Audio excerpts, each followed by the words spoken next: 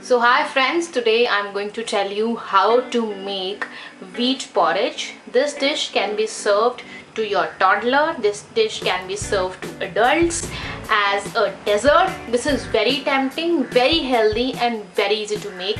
In Hindi it's also known as dalia. So meetha dalia for Hindi viewers, and for our English viewers it's going to be wheat porridge. So I will quickly tell you the ingredients I'm going to take in this wheat porridge. I'll be using 2 cups of milk. So here's a cup of milk. I'll be adding 1 more cup. Accordingly, I'll be using around 1.5 tablespoon for 1 cup of milk. So some almonds and cashews, and then I have around 3.5 tablespoon of sugar to make this 2 cup of wheat porridge. Desi ghee to roast my broken wheat. So let's get started. So my pressure cooker is ready. It's already hot, and I'll be pouring 1, 2 and 3 tablespoons of desi ghee. You can also use unsalted butter.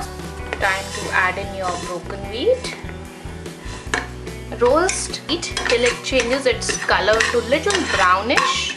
It will give an added flavor to your porridge. This is done. It has changed its color. Now it's a time to add in your milk. This is very easy recipe. Just by adding milk, your cashews and your almonds.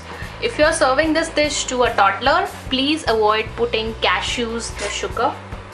There goes everything. Just pressure cook for 4 whistles and you are good to go and have a delicious wheat porridge.